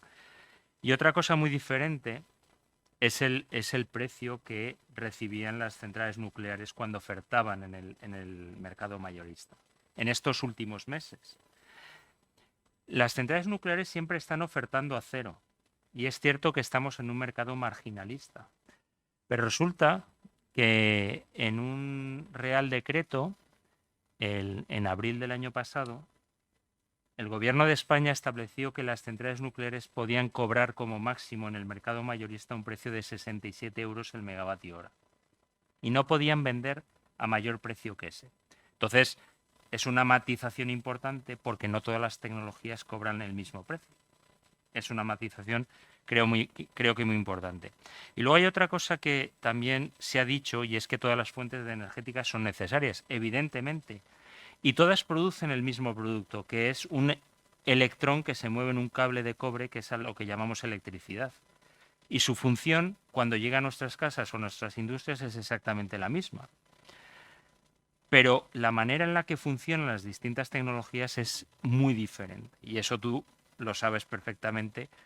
Y como decíamos antes, si una central funciona en base las 8.760 horas del año, no es el mismo servicio que presta una central solar fotovoltaica que funciona 1.600 horas o una central eólica que funciona 2.200 horas. Es decir, que las tecnologías, a pesar de que producen el mismo producto, sin embargo, sus características hacen que el servicio que prestan en el sistema energético, en el sistema eléctrico, sea muy diferente. Entiendo que es un turno como de cierre y de conclusión de lo que hemos expuesto cada uno de nosotros, ¿no? Bueno, la realidad es que la transición energética debe de casar con la sostenibilidad y es lo que hemos intentado explicar y aportar cada uno de nosotros con nuestras intervenciones, ¿no? Y la sostenibilidad se basa en 3 pilares: medio ambiente, competitividad o economía y garantía de suministro. Y para que haya una real sostenibilidad y para que esa transición energética o ecológica, llamémosle como queramos llamarle, esa transformación del modelo económico en el cual estamos todos inmersos y en el cual vivimos, que lleva 150 años basándose en los combustibles fósiles, en el petróleo, en el carbón, en el gas, que sigue siendo esos combustibles predominantes a día de hoy, y llevamos muchos años hablando de transición, representa todavía el 80%, hay que transformarlo en otro modelo que esté basado en otras tecnologías. Para que eso llegue a ser posible, que es lo necesario y donde estamos todos apostando, tendremos que recorrer un camino. Y ese camino, estamos nosotros convencidos de que, sin despreciar ninguna tecnología, porque todas son necesarias, y en eso estoy de acuerdo con Luis Ángel, todas, y también la energía nuclear tendrá un papel que jugar importante para que aquel punto final de destino sea posible.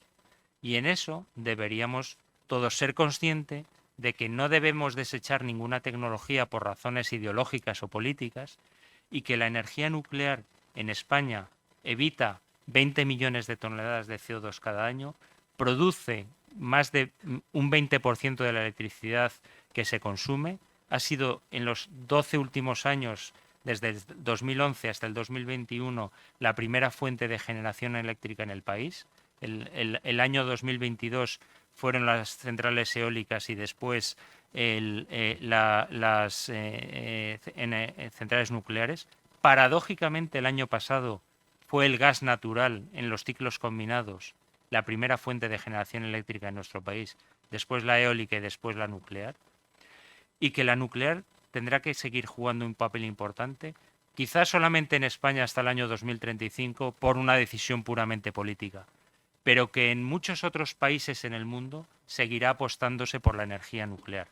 Y en España, si somos conscientes de nuestras necesidades y sobre todo de nuestras carencias, deberíamos también hacer ese esfuerzo de reconsiderar el papel que la energía nuclear puede tener en ese futuro en los próximos años. Gracias, Antonio. Ahora Carlos Rico. Sí, gracias, Martín. Bueno, simplemente, pues, ha hecho un buen resumen, Antonio. Coincido en casi todo lo que ha comentado. Lo único, recalcar que cuando hablamos de fuentes de energía, ojo que luego tenemos que ver cómo llega esa energía, porque hablamos mucho de electricidad, pero también hay que tener en cuenta la calefacción, y ahí el gas natural o el gas renovable juega un papel fundamental, y que también necesitamos carburantes para los motores, porque ya veremos si algún día dentro de X años o décadas tenemos ese número de coches o vehículos eléctricos que dicen que vamos a tener.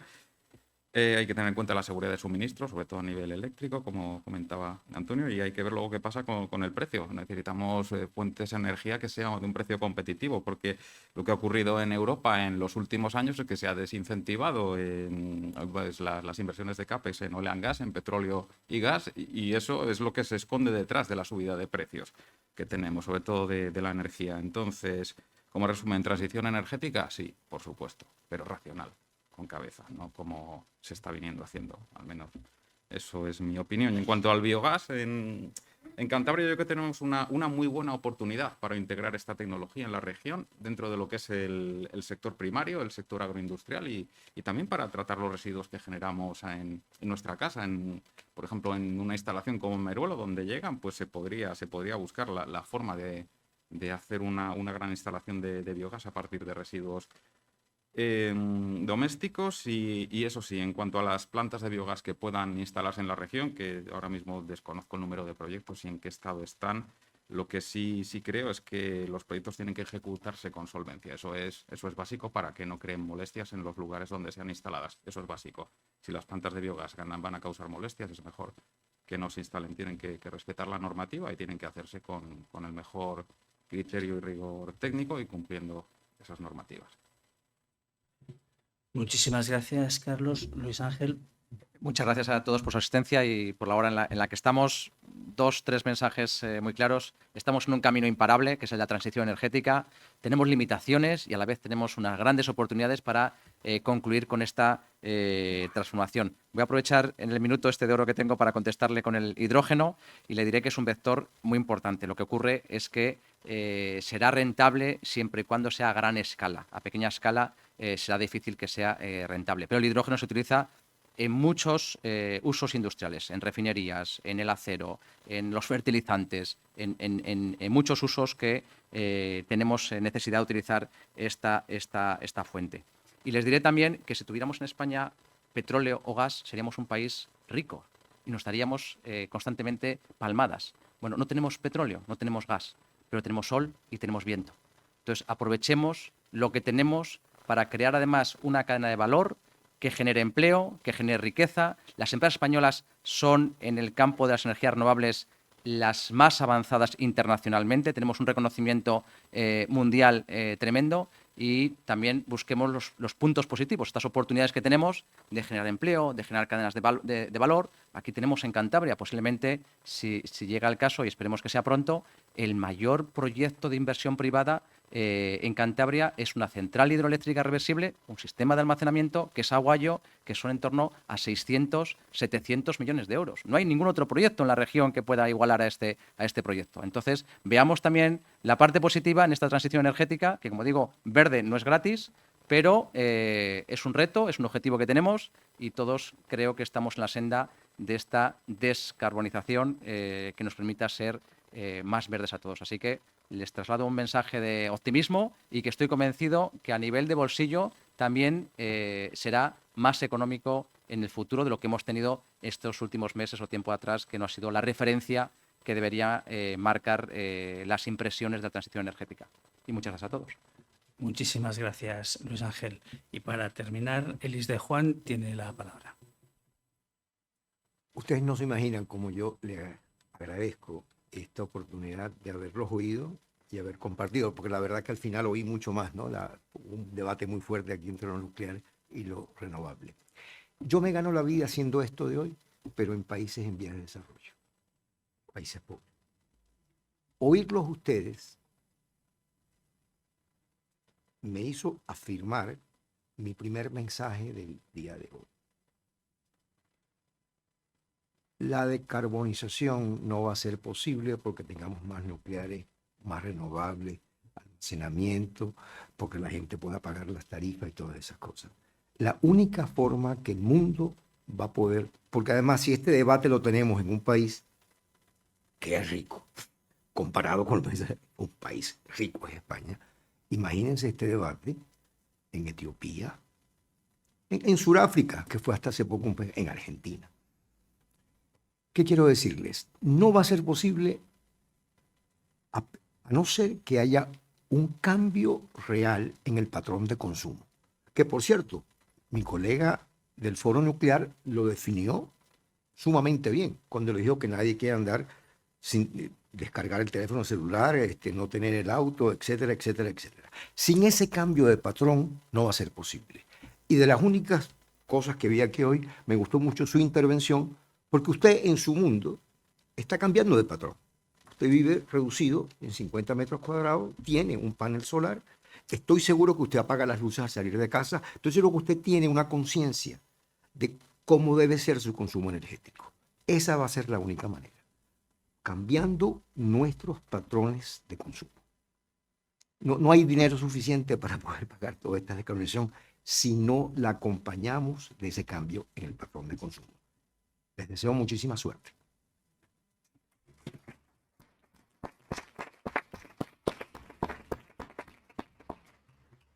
Bueno, pues muchísimas gracias a todos por acudir al Ateneo, lógicamente, al profesor José Luis Gil, que no ha podido acompañarnos, pero que ha hecho posible esta reunión, a los ponentes, y nos emplazamos para otra ocasión. Muchas gracias.